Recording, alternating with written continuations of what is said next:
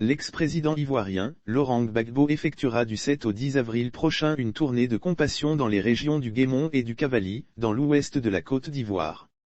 Programme de la visite de retour au bercail après 10 ans de périple judiciaire à la Cour pénale internationale, l'ancien président ivoirien, Laurent Gbagbo sera aux côtés du peuple oué, des régions du Cavally et du Guémon, dans la deuxième semaine du mois d'avril prochain.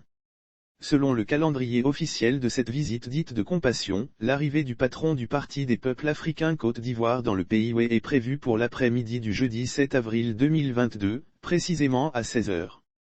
C'est le jeudi 24 mars dernier que Justin Koné-Katinan, porte-parole du PPAC, a au travers d'un communiqué expliqué les raisons qui motivent cette visite. Le lendemain, vendredi 8 avril, l'ancien chef de l'État se rendra dans la ville martyre de Duékoué, pour une visite des fosses communes suivie d'un meeting. Le meeting de clôture de cette visite de 3 jours aura lieu le samedi 9 avril à la place publique de Guiglo.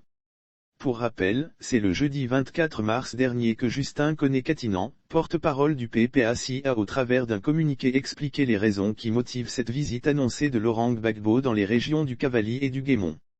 Le peuple oué, un peuple martyr, cette visite de compassion vient concrétiser la promesse qu'il leur avait faite, le 28 août 2021 à Mama, de se rendre à l'ouest du pays, pour apporter sa compassion aux populations oué, qui a payé un lourd tribut lors des différentes crises politico-militaires qui ont secoué la Côte d'Ivoire au cours des 2 dernières décennies, a expliqué l'ex-ministre ivoirien du budget.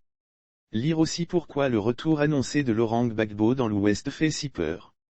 Au moins 800 personnes d'ethnie guérée, supposées proches de Laurent Gbagbo, avaient été massacrées en mars 2011, lors de l'offensive militaire menée par les forces pro-Alassane Ouattara contre l'ex-régime des refondateurs, lors de la crise militaro-politique de 2010 à 2011.